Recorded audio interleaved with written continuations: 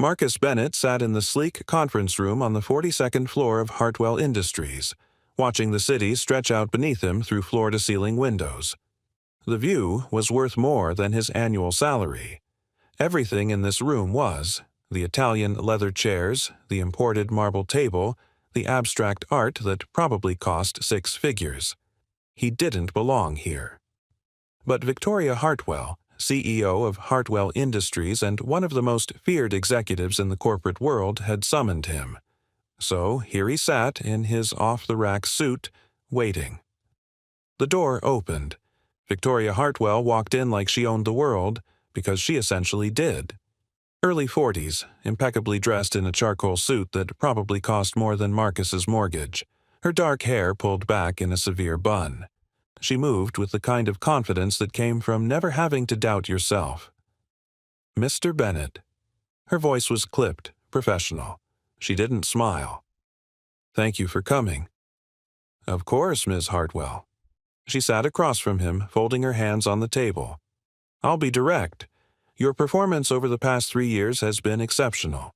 Your division has exceeded targets by 23%. Your team retention rate is the highest in the company. Your clients specifically request you by name." Marcus felt his pulse quicken. This sounded like, "We're offering you the Vice President of Operations position. Salary is $285,000. Full executive benefits, stock options. You'd be overseeing all regional operations across 5 states. Marcus's breath caught. $285,000. That was more money than he'd ever imagined making.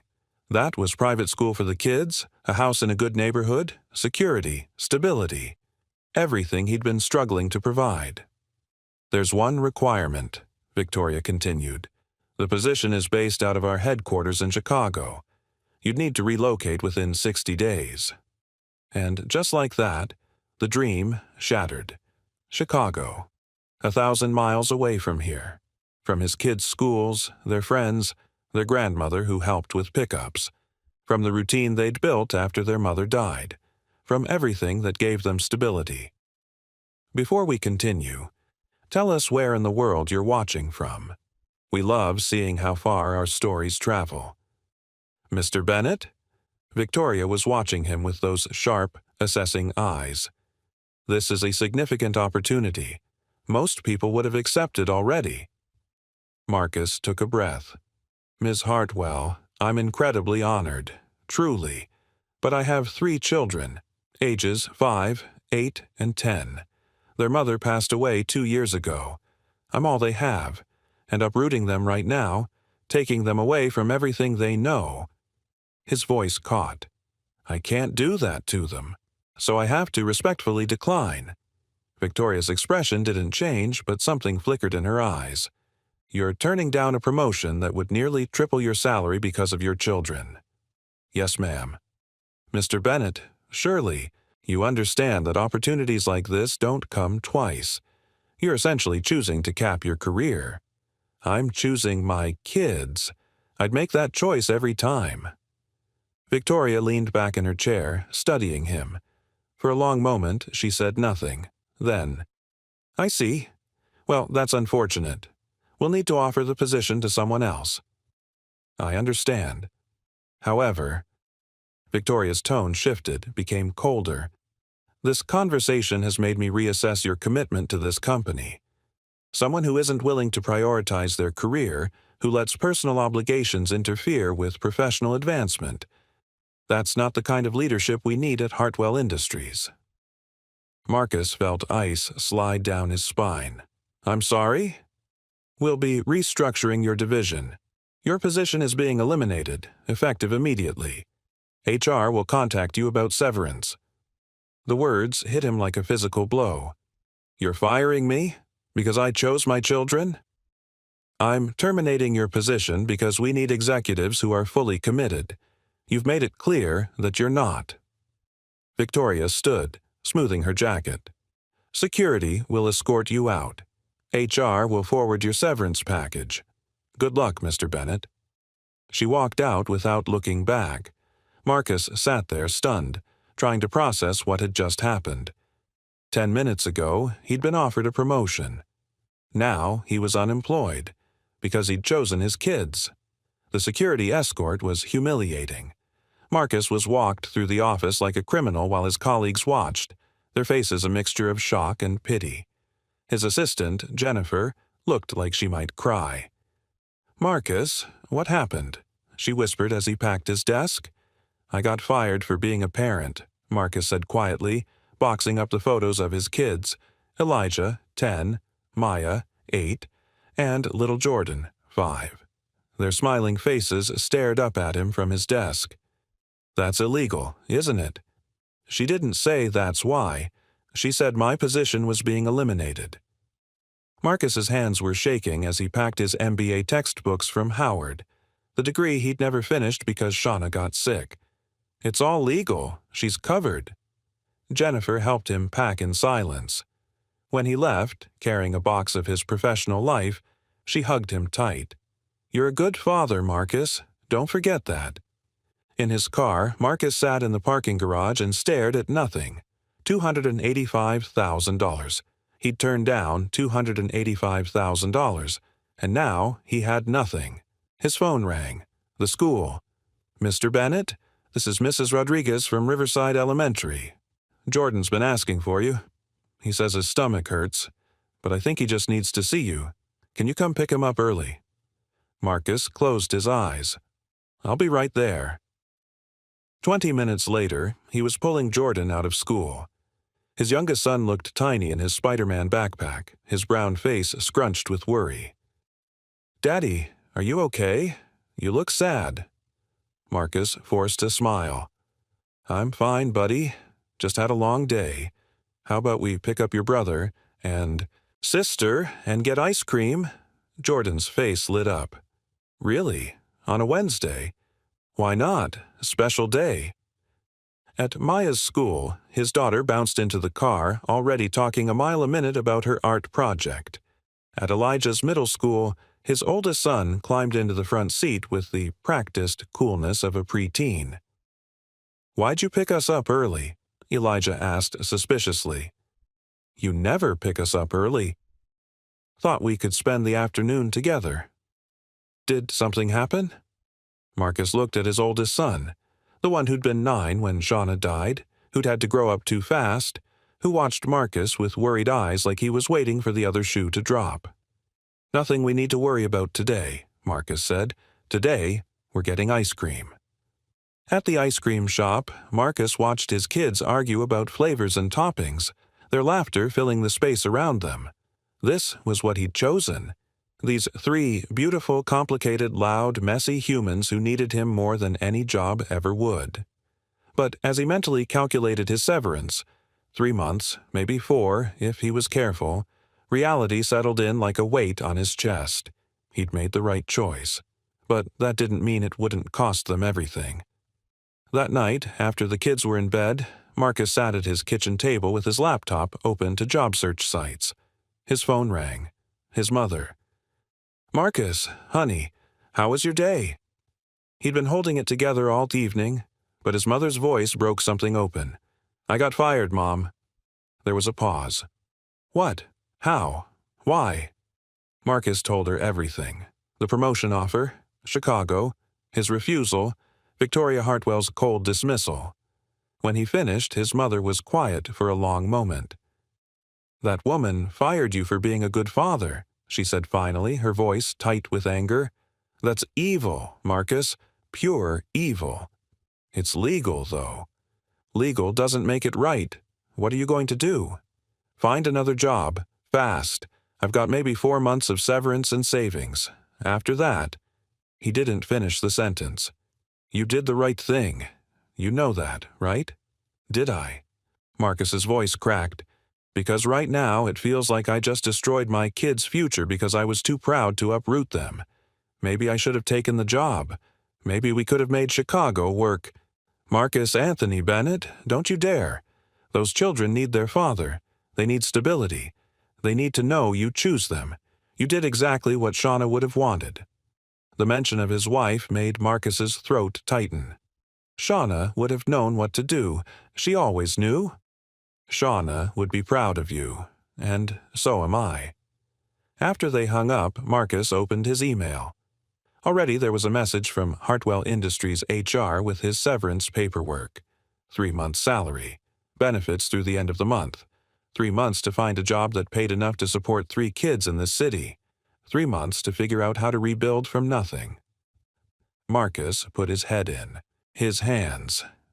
Across the city, in a penthouse that overlooked the glittering skyline, Victoria Hartwell poured herself a scotch and tried to ignore the guilt twisting in her chest.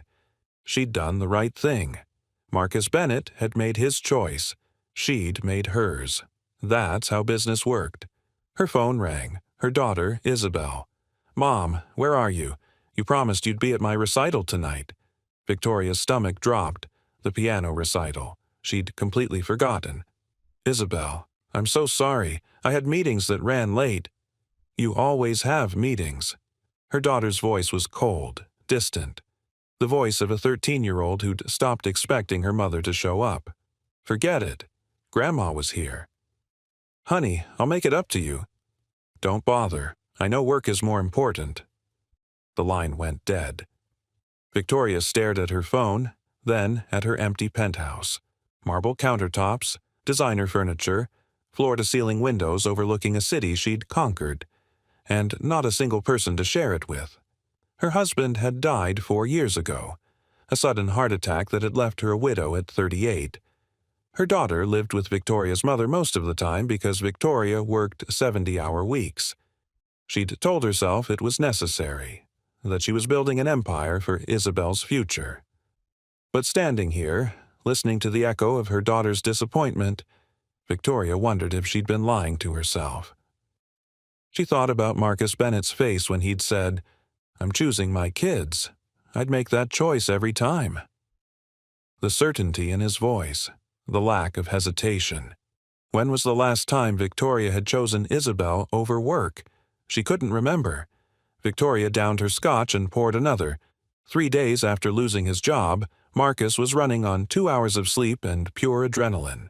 He'd applied to 47 positions, had 3 phone screenings, and 1 promising interview. The promising interview had ended when they'd asked about his availability for travel. "I have 3 young children," Marcus had explained, "so extensive travel isn't ideal, but I could manage occasional trips if given advance notice." The interviewer's expression had shifted. "We're looking for someone with more flexibility. Thank you for your time." Marcus had walked out knowing he wouldn't get a call back. Now it was Thursday morning. He'd dropped the kids at school, come home to his apartment that suddenly felt too expensive, and opened his laptop to keep searching. His phone rang. Unknown number. "Hello?" "Mr. Bennett, this is Patricia Kim from Hartwell Industries HR." Marcus's grip tightened on the phone. "Yes?" "Ms. Hartwell would like to meet with you, today, if possible. Are you available at 2 p.m.? Marcus felt a flash of anger. "To discuss what, exactly? I already signed the severance paperwork." "I'm not at liberty to say, but Miss Hartwell was quite insistent." Marcus wanted to refuse. Wanted to tell Patricia Kim exactly where Victoria Hartwell could shove her meeting, but desperation made him cautious. "Fine. 2 p.m. Victoria Hartwell looked different than she had 3 days ago. Still impeccably dressed, still radiating authority, but there was something else now. Something in her eyes that looked almost like regret. "Mr. Bennett, thank you for coming." Marcus sat across from her in the same conference room where his career had died. "What do you want, Miss Hartwell?" Victoria flinched slightly at his tone. "I owe you an apology." Marcus blinked. "I'm sorry?" "I made a mistake. Firing you was—" She paused, choosing her words carefully. "It was wrong, both ethically and strategically. You were one of my best employees, and I let my own issues cloud my judgment." "Your issues?" Victoria looked down at her hands. For the first time since Marcus had met her, she looked uncertain. "I fired you because you chose your children. Because you made a choice I've been too cowardly to make. And I punished you for it." Marcus felt his anger rising. You fired me because I reminded you of your own failures as a parent. Yes. The word was quiet but honest. My daughter had a piano recital Tuesday night. I promised I'd be there. I forgot. She called me, and I heard in her voice that she's given up on me, that she doesn't expect me to choose her anymore. Victoria's voice cracked slightly. She's 13 years old, and she's already learned that her mother will always choose work. And you're telling me this why? Because watching you walk out of here, watching you choose your children without hesitation, made me realize what I've become, what I've sacrificed. Victoria looked up, and Marcus saw tears in her eyes. My husband died 4 years ago. I threw myself into work because it was easier than feeling the grief. I told myself I was building something for Isabel, for her future. But the truth is, I was running away, and she's the one paying the price. Marcus's anger softened slightly. Miss Hartwell, I want to offer you your job back. Same position, same salary. No Chicago, no relocation. You stay here with your kids. Marcus stared at her. Just like that? Just like that. And Victoria took a breath. I want to offer you something else. A newly created position. Director of Work-Life Integration. You'd help me restructure our company culture to support working parents. Flexible schedules, remote work options, on-site childcare. Everything that would have helped you, that would help hundreds of our employees who are struggling the same way you are. Why me? Because you made the choice I couldn't make. Because you know what it costs to be a single parent in a corporate culture that punishes people for having families. Because... Victoria's voice dropped. Because I need someone to show me how to be better. For my company and for my daughter. Marcus was quiet for a long moment. What's the catch? No catch, except that you'd be working closely with me to implement these changes. Which means you'd have to tolerate a CEO who's trying very hard not to be the person who fired you 3 days ago. Despite everything, Marcus felt a small smile tug at his lips. That's a pretty big catch. I know, but I'm hoping you'll take the job anyway. Not because I'm offering you money, though the director position pays $165,000, but because you'd be helping change things for parents who come after you, making sure no one else gets punished for choosing their kids. Marcus thought about his children, about the 47 job applications sitting unanswered, about the 3 months of severance that was his only safety net. He thought about Victoria Hartwell's daughter, who'd stopped expecting her mother to show up. He thought about his own kids, who'd never doubted for a second that their father would choose them. I want it in writing, Marcus said finally. Everything. The flexible schedule, the remote work policy, the commitment to changing company culture. All of it. Victoria nodded.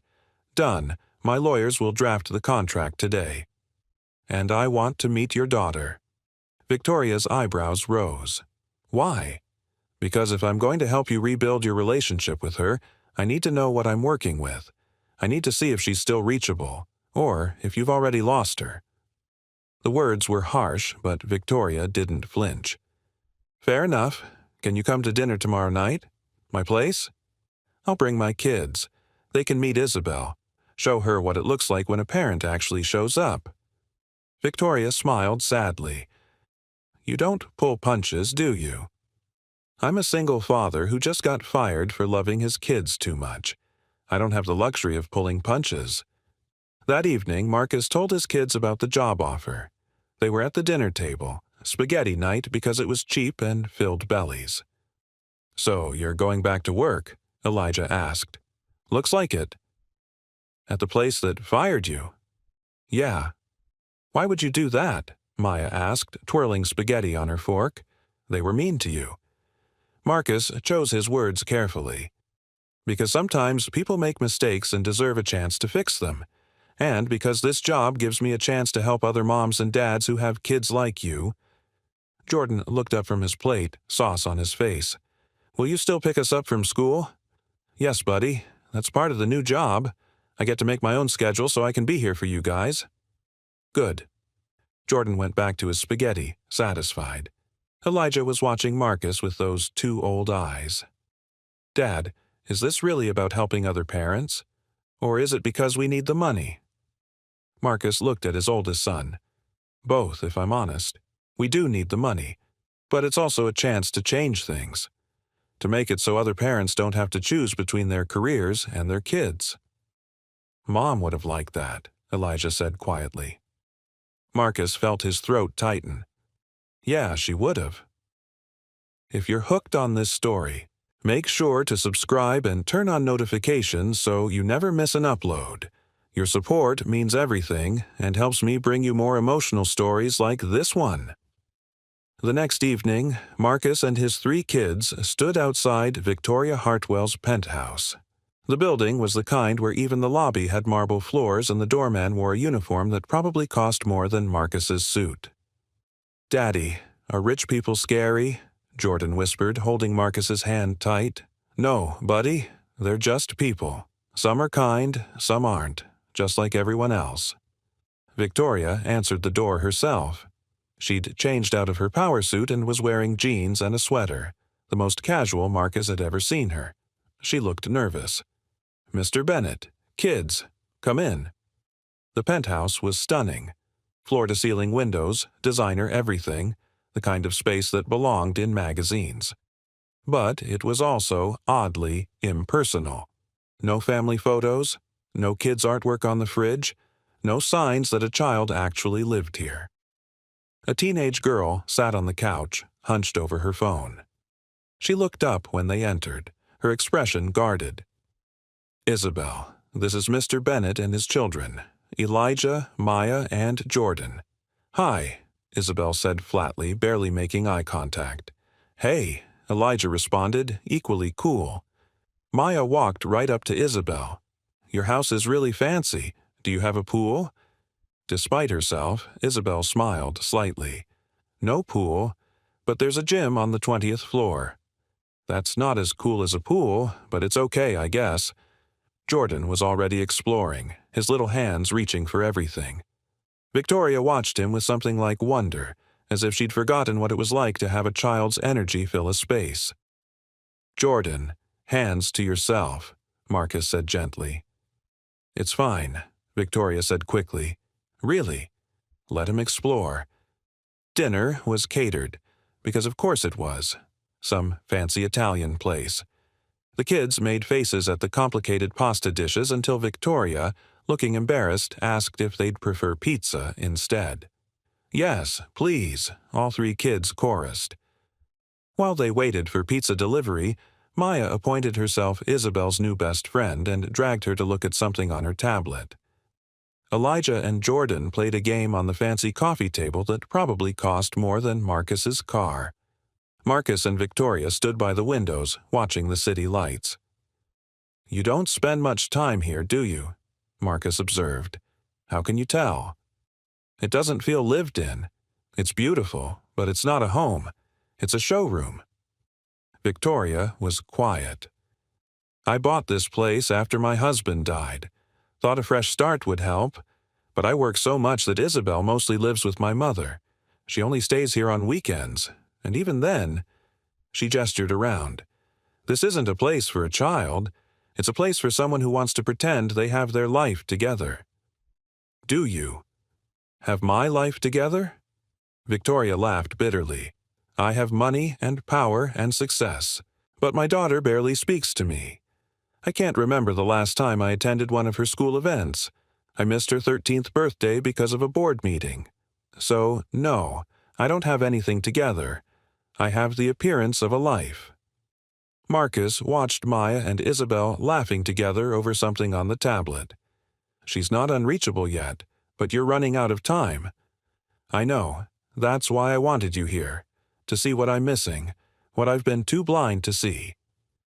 The pizza arrived. They ate on the floor, Marcus's suggestion, because that's what his family did on special nights. Victoria looked uncomfortable at first, sitting cross-legged on her expensive rug. But then Jordan plopped down next to her and started explaining the complex lore of his favorite cartoon, and something in her face softened. Isabel watched her mother interact with Jordan, her expression unreadable.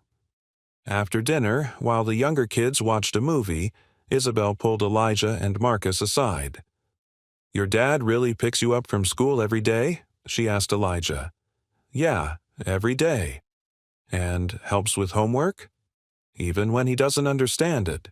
He sits with me anyway." "And makes you dinner?"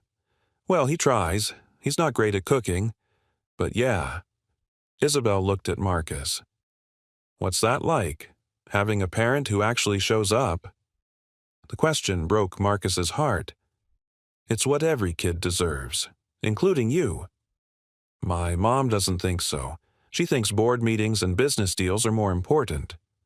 "Your mom is scared," Marcus said gently. "When your dad died, she didn't know how to handle the grief, so she buried herself in work. It's not right, and it's not fair to you, but it doesn't mean she doesn't love you. Love isn't enough if you're never there. You're absolutely right, which is why your mom asked me to help her do better, to learn how to put you first." Isabel looked skeptical. "You really think she can change?" "I think people can change when they want to badly enough. Do you think she wants to?" Isabel glanced over at Victoria, who was helping Jordan build a pillow fort, her expensive sweater getting wrinkled and her carefully styled hair coming loose. For the first time all evening, Victoria was laughing. "Maybe," Isabel said quietly. "I hope so." Later, after Marcus had gotten his kids home and into bed, his phone rang. Victoria. "Thank you for tonight," she said. "I haven't heard Isabel laugh like that in months." "Your daughter is hurting, Miss Hartwell. She needs her mother." "I know, and I'm going to do better, starting tomorrow. I'm clearing my schedule for the next 2 weeks. No meetings before 10 a.m. or after 3 p.m. I'm going to pick Isabel up from school every day, sit with her while she does homework. Actually be present. That's a good start. Will you help me? I know that's not technically part of the job description, but I don't know how to do this. I don't know how to be the kind of parent you are." Marcus was quiet for a moment. "Ms. Hartwell, can I be honest?" "Please." "I'm terrified every single day that I'm screwing up my kids, that I'm not enough, that they need their mother and I can't be both parents. Being a good parent doesn't mean being perfect. It means showing up even when you're scared, even when you don't know what you're doing. It means choosing them over and over, even when it costs you. How do you do it? How do you make that choice every time? Because the alternative is losing them while they're still alive, and I won't do that. I can't." Victoria was quiet. Then, "I'm going to do better, Marcus. For Isabel, and for all the employees who've been punished for being parents. We're going to change this company." "Good, because that's what I'm holding you to." After they hung up, Marcus checked on his kids one more time. Elijah was asleep with a book on his chest. Maya had kicked off all her covers. Jordan was sprawled across his bed like a starfish, his stuffed giraffe clutched tight. Marcus tucked Maya back in, moved Elijah's book, and kissed Jordan's forehead. This was what he'd chosen. And he'd make that choice 1,000 times over. 6 months later, Marcus stood in front of the Hartwell Industries Board of Directors, his heart pounding but his voice steady. 18 months ago, our employee satisfaction ratings were at 47%. Our turnover rate was 34%, meaning we were losing a third of our workforce every year. Our employee survey showed that 63% of working parents felt they had to hide their family responsibilities to be taken seriously. He clicked to the next slide. Today, after implementing our work-life integration program, satisfaction is at 81%. Turnover is down to 12%, and productivity has increased by 29%. We're not just retaining talent. We're attracting the best people in the industry because we're the company that actually supports families. The board members looked impressed, all except one, Richard Thornton, the oldest member, who'd been vocal about Marcus's appointment from the start. "Mr. Bennett, these numbers are compelling, but at what cost? You've reduced mandatory office hours, implemented flexible scheduling, added on-site childcare, that's a significant investment. It is, Marcus agreed. We spent $4.2 million on implementation, and we've already seen a return of $11.7 million in reduced recruitment costs, decreased turnover, and increased productivity, not to mention the incalculable value of employee loyalty and brand reputation. But surely some positions require in-office presence. Some do, Marcus interrupted gently, which is why we evaluate each role individually. But we've found that most positions don't require physical presence 40-plus hours a week. What they require is results, and our employees are delivering better results now that they can actually be present for their families. Victoria stood from her position at the head of the table. Richard, Marcus has done in 6 months what I couldn't do in 10 years of leadership. He's made Hartwell Industries a place where people want to work, not where they have to work. The data speaks for itself. Richard nodded slowly. I suppose change is inevitable, though I still maintain that in my day, we didn't need work-life balance. We just worked. With respect, sir, Marcus said carefully, in your day, most households had a stay-at-home parent handling family responsibilities. Today's workforce doesn't have that luxury. Both parents work. Single parents work multiple jobs. The world has changed. We need to change with it. After the meeting, Victoria caught up with Marcus in the hallway. That was brilliant. You had the meeting out of your hand. Marcus smiled. Even Richard? Even Richard. Though he'll never admit it. Victoria paused. I have something to tell you. The board approved my proposal. We're expanding the work-life integration program to all our subsidiary companies, 23,000 employees across the country, and they want you to lead the rollout. Marcus's eyes widened. That's huge. It is. It's also going to be a lot of work, but I've structured it so you can do most of it remotely, with minimal travel. Your kids come first, always. Thank you, Victoria. Don't thank me. You've changed this company. You've changed me. Victoria's voice softened. Isabel and I had breakfast together this morning. We do that now, 3 times a week. She told me about a boy she likes, and we laughed about it like a mother and daughter should. I never thought I'd have that again. How does it feel? Terrifying, wonderful, real. Victoria smiled. I'm not perfect at it. I still work too much sometimes. But I'm trying. And Isabel can see that I'm trying. That's what matters. That evening, Marcus came home to controlled chaos. His mother was in the kitchen making her famous pot roast, filling the apartment with smells that reminded him of childhood. Maya was doing homework at the kitchen table while simultaneously explaining to her grandmother why her teacher was totally unfair about the science project deadline. Jordan was building an elaborate Lego city on the living room floor, and Elijah was on the couch, reading. Daddy! Jordan launched himself at Marcus the moment he walked in. Hey, buddy, did you have a good day? Grandma picked us up and we got ice cream and she said yes when you would have said no. Marcus looked at his mother, who shrugged innocently. It's a grandmother's prerogative to spoil. Mom, you're going to ruin my authority. Good. Your father was too strict with you boys. I won't make that mistake with my grandchildren. Marcus kissed his mother's cheek. Thank you for picking them up today. The board meeting ran late. How did it go? They approved the expansion. The program is going national. His mother stopped stirring and turned to look at him, her eyes shining. Marcus, that's wonderful. Shauna would be so proud. The mention of his wife still hurt, but it was a gentler hurt now. Like an old wound that had healed but left a scar. I wish she could see them, Marcus said quietly, watching his children. See who they're becoming. She sees them, baby. I believe that. His mother squeezed his hand. And she sees you, being the father she knew you'd be. Dinner was loud and perfect. They ate pot roast and mashed potatoes, and Jordan got gravy on his shirt, and Maya told a story that went on for 15 minutes and had no clear ending, and Elijah actually laughed at one of Marcus's dad jokes. This was wealth. This was success.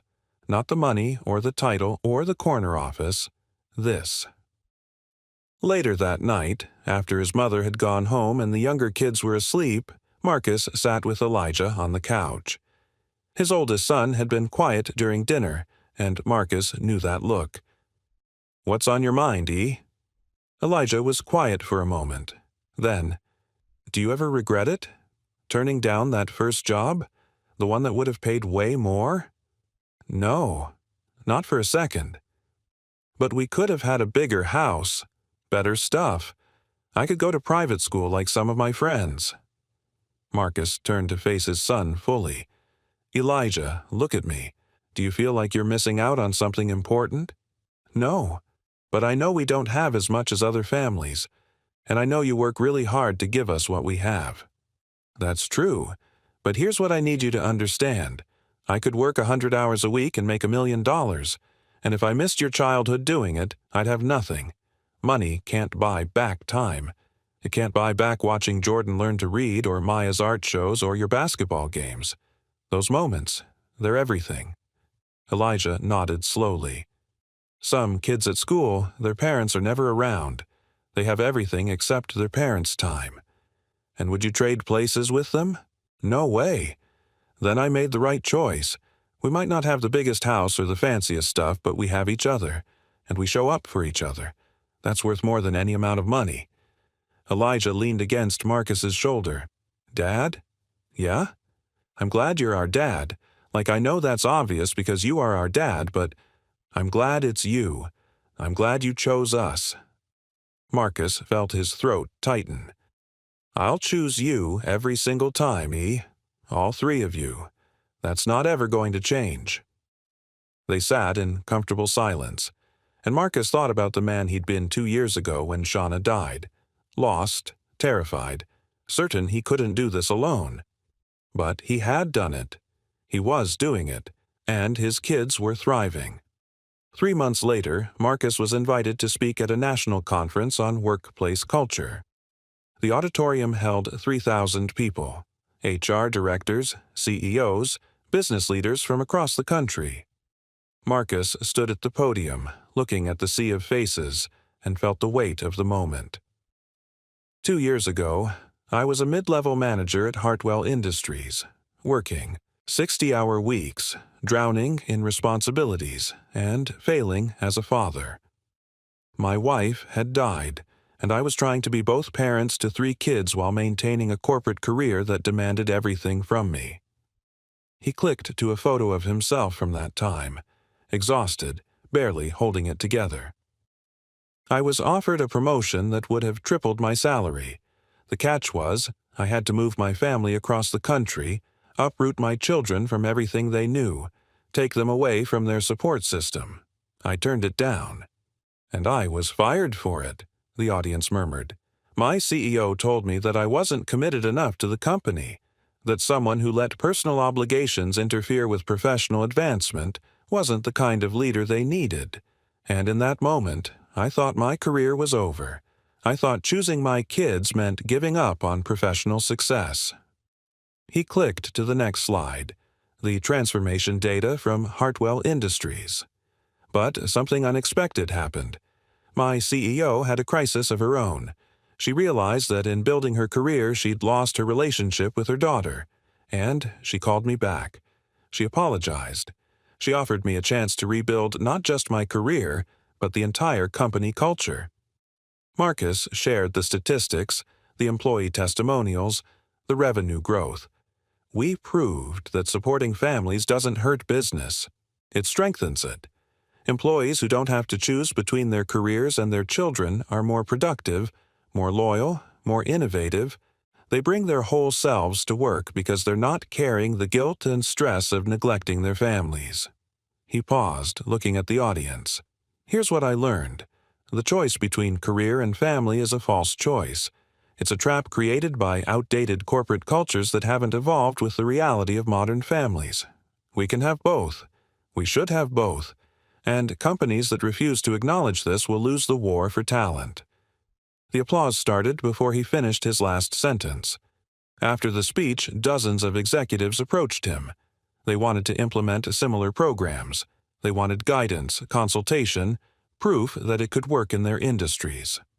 Marcus gave out his card, made connections, and saw the ripple effect of what had started with one man choosing his kids. Victoria found him afterward. "You were magnificent up there." "I was terrified. It didn't show." She smiled. "I have something for you." She handed him an envelope. Inside was a check, a bonus for his work on the national rollout. Marcus stared at the amount. $50,000. "Victoria, it's what you've earned. The subsidiaries are implementing your program because of you. You've changed thousands of lives. You deserve to be compensated for that." Marcus thought about his cramped apartment, about the private school Elijah had mentioned, about taking his kids on a real vacation for the first time since Shauna died. "Thank you. Really. Thank you. For showing me that success doesn't mean sacrificing everything else. For teaching me that the most important meeting I'll ever have is picking up my daughter from school." Epilogue. 2 years later. Marcus stood in the backyard of his new house. Not a mansion, but a real home, with 4 bedrooms and a yard where his kids could play. Jordan was chasing their new puppy, a rescue named Rocket. Maya was painting at a little easel, creating something abstract and beautiful. Elijah was shooting hoops at the basketball goal Marcus had installed last month. His mother sat on the porch, reading, calling out encouragement to the kids. Marcus's phone buzzed. A text from Victoria, along with a photo of her and Isabel at a college tour. She's looking at engineering programs. Says she wants to build things that help people, like you did with the work-life program. You've inspired her. Marcus smiled and typed back, "She inspires me. You both do." Another text came through, this time from Jennifer, his former assistant who now ran the work-life integration program at Hartwell's largest subsidiary. "Boss, you need to see this. The Wall Street Journal's doing a feature on our program. They're calling it the Bennett model. You're changing the world." Marcus looked up at his kids, at his mother, at the home they'd built together through loss and struggle and choosing each other over everything else.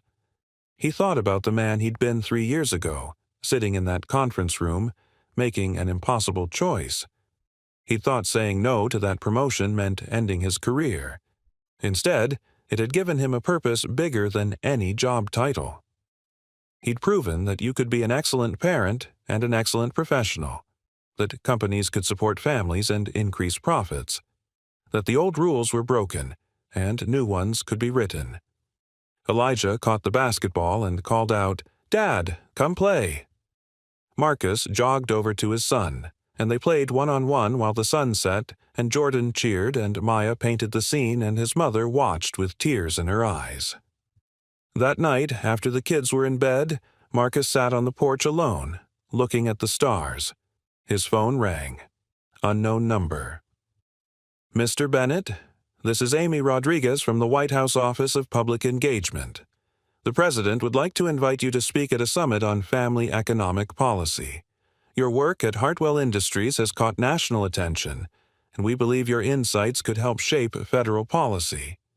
Marcus listened, his heart pounding, as they outlined the opportunity. When the call ended, he sat in the darkness, overwhelmed. He thought about calling Victoria, his mother, his brother. Instead, he walked inside and looked in on his sleeping children. Jordan, sprawled across his bed, Rocket curled at his feet. Maya, surrounded by art supplies even in sleep. Elijah, his face peaceful, his basketball on the nightstand. These 3 humans who needed him, who he'd chosen above everything else, and who'd given him a purpose that had changed not just his life, but thousands of others. Marcus Bennett had been fired for choosing his kids, and that choice had saved him, had saved his family, had started a movement that was reshaping American corporate culture. Sometimes the worst thing that happens to you becomes the best thing that ever happened. Sometimes losing everything teaches you what actually matters. Sometimes choosing love over ambition gives you both. Marcus kissed each of his children's foreheads, whispered, "I love you" into the darkness and return to the porch. Tomorrow he'd call the White House back. Tomorrow he'd continue changing the world. But tonight he was just a father. And that was everything. 3 years after that, the Bennett model became federal policy. Companies with over 100 employees were required to offer flexible scheduling and parental support programs. The legislation was nicknamed Bennett's Law. Marcus testified before Congress. He wrote a book that became a bestseller. He started a foundation that helped single parents access career development while maintaining custody and presence with their children. Victoria Hartwell became a vocal advocate for corporate responsibility. She and Isabel rebuilt their relationship completely. Isabel did study engineering, and her first internship was developing technology to help working parents manage schedules and childcare. But the real victory was simpler than any of that. It was Marcus showing up to every one of Jordan's soccer games. It was being there when Maya won the regional art competition. It was watching Elijah graduate from high school with honors, then give a speech thanking my dad, who showed me that real strength is choosing the people you love, even when the world tells you to choose something else. It was the text messages from employees across the country. Because of you, I got to see my daughter's first steps. Because of you, I didn't miss my son's championship game. Because of you, I'm both a parent and a professional. Marcus Bennett had been rejected for a promotion because he wouldn't abandon his children. He'd been fired for putting family first. And in losing that job, he'd found his calling. He'd proven that love wasn't a weakness, that choosing your children wasn't career suicide, that the right choice, even when it costs you everything, will always lead you where you're meant to be. Sometimes the person who fires you for being a good parent becomes your greatest advocate. Sometimes losing your job becomes gaining your purpose. Sometimes the call that comes 3 days later changes not just your life, but the world. Thank you so much for watching until the end. If you loved this story about choosing family over everything, check out the other videos on your screen now. I think you'll really enjoy them. And don't forget to subscribe if you haven't already. Remember, the most important promotion you'll ever get is being called Dad or Mom. See you in the next story.